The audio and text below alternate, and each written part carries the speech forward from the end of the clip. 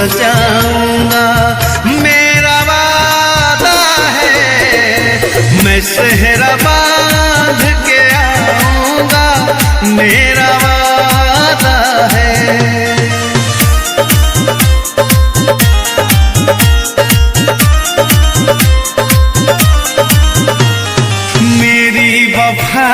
मेरी कसमों पे एतबार तो कर,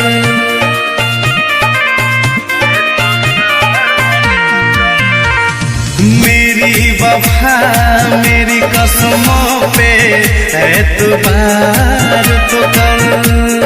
मिलन की रात भी आएगी इंतजार तो कर, मिलन की रात भी आएगी इंतजार तो कर। वफा की मेहंदी रचाऊंगा, मेरा वादा है मैं तेरी मांग सजाऊंगा, मेरा वादा है मैं सेहरा बांध के आऊंगा, मेरा वादा है।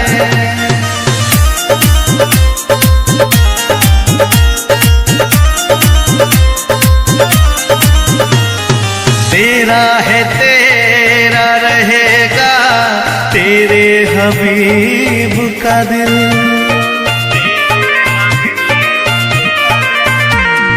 तेरा है तेरा रहेगा तेरे हबीब का दिल। न तोरे ऐसे मोहब्बत में इस गरीब का दिल, न तोरे ऐसे मोहब्बत में इस गरीब का दिल। अमीर बन के बताऊंगा, मेरा वादा है मैं तेरी मांग सजाऊंगा, मेरा वादा है मैं सेहरा बांध के आऊंगा, मेरा वादा है।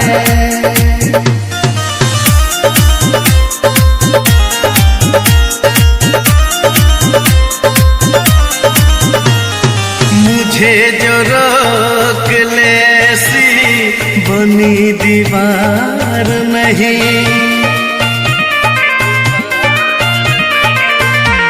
मुझे जो रोक ले ऐसी बनी दीवार नहीं। जो हार माने ज़माने से मेरा प्यार नहीं, ज़माने भर को झुकाऊंगा, मेरा